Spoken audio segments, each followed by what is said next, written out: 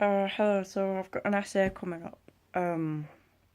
Actually, I don't have an essay coming up. I've got to write an essay on this question for philosophy. So I thought I'll propose the question or slash statement because it's not much of a question.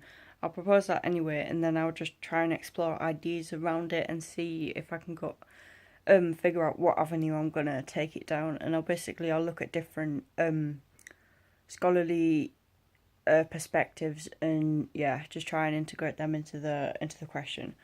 Okay, so the question is conscience is just a fancy name for old-fashioned feelings.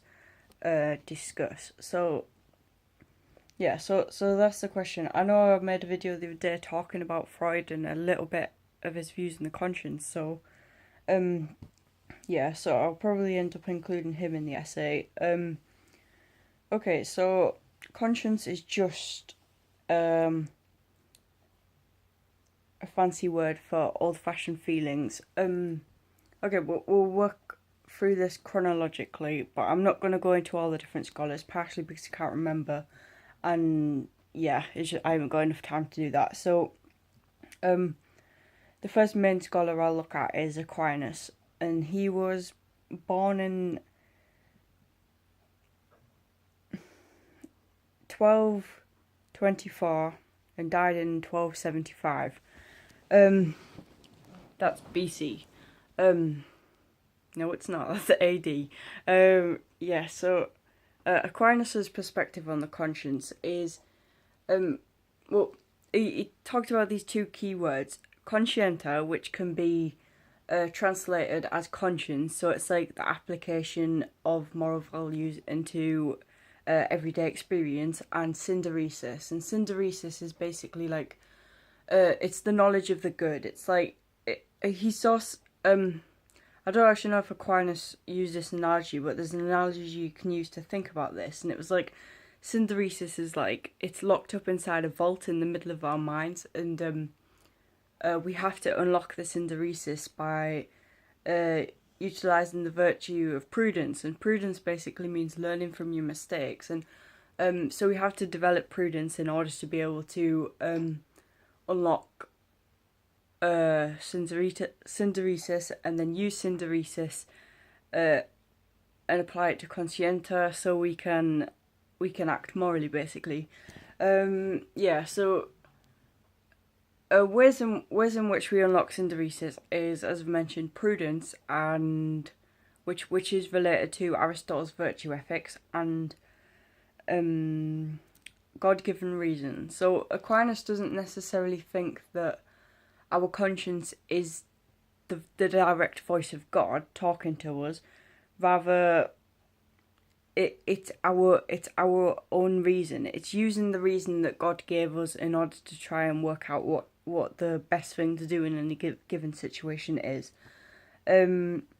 So far we can see that conscience isn't just a fancy word for old-fashioned feelings, because for Aquinas it's not about feelings at all. It's not about what you feel in your gut is the right thing to do, like perhaps an intuitionist might say. It's more, it's something that you work out with your mind, and you use reason in order to be able to work out the best thing to do. And this is good because it doesn't just apply to theistic thinkers. You can also use it in an atheist way or a secular way, because you're not his theory isn't dependent on communicating directly with God. It's about using something that we all have inside of us in order to work out the good. So I guess it's very universal, assuming that reason is universal also, which I believe it to be.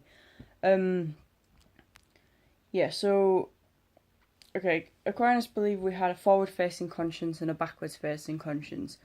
The backwards-facing conscience is it makes us feel regret, and it's basically looking back in our past, ruminating over the things that we've done and thinking, oh well, I shouldn't have done that, and it's generally associated with not very happy people.